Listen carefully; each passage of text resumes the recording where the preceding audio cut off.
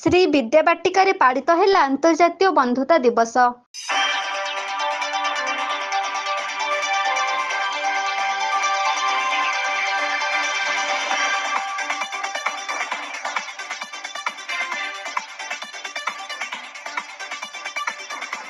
केन्दुझर जिला पाटना ब्लॉक अंतर्गत तुरुमुंगा ठारे थिबा श्री विद्याबाटिकारे पालित होई जाइछि अंतर्जातीय बंधुता दिवस। परस्पर मध्यरे भातृभाव तथा बंधुत्वर मर्यादा को बंचाई रखिबा पई एही अंतर्जातीय बंधुता दिवस पालन करा जाइथाय। एहा जोगु भाईचारार एक सुसंपर्क रहिबा सहित भावर आदान प्रदान तयारी होइथाय।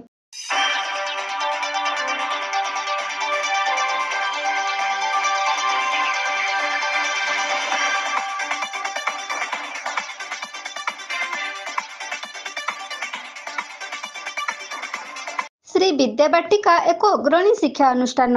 शिक्षा सहित विभिन्न सामाजिक कार्य एवं सेवार एक माध्यम मध्य।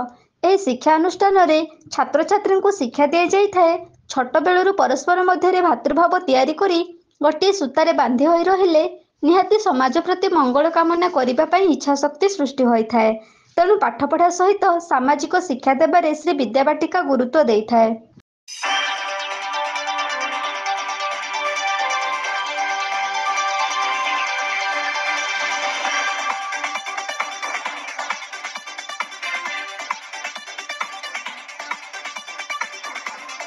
अंतर्जातीय बंधुता दिवस रे श्री विद्याबाटिकारे आज निराडंबर भाव में बंधुता दिवस को पालन करा जाइछि। श्री विद्याबाटिकार शिक्षक शिक्षयित्री सहित समस्त छात्र छात्री एही बंधुता दिवस को खूब उत्साह सहकारे पालन करथिले। बंधुतार पवित्र डर रे आज जीवन बांधी होई रहिबा एवं बंधुंकर एक अक्षमता सेमानक बंधुत्व को भांगिबा उचित नुहे, एहा हेउछि एक सचेतन वार्ता।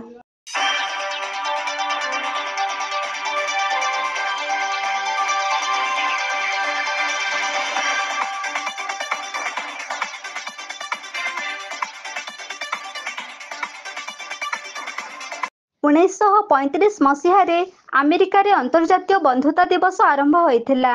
बंधु एवं आम जीवन रे सेमानंकर भूमिका को सम्मान देबा पई अमेरिका कांग्रेस एहाकु प्रस्ताव देइथिला। 2011 मसीह रे मिलित जातिसंघ एहाकु आनुष्ठानिक भावे स्वीकृति देइथिला। सेही दिन ठारू अगस्त 4 तारिख को बंधुता दिवस रूपे पालन करा जाउछि। सेही बंधुत्वर पवित्र संपर्क को सुदृढ़ करी रखिबा पई श्री विद्याबाटिकारे बंधुता दिवस खूब उत्साह और उद्दीपना मध्यरे पालित होई जाइछि।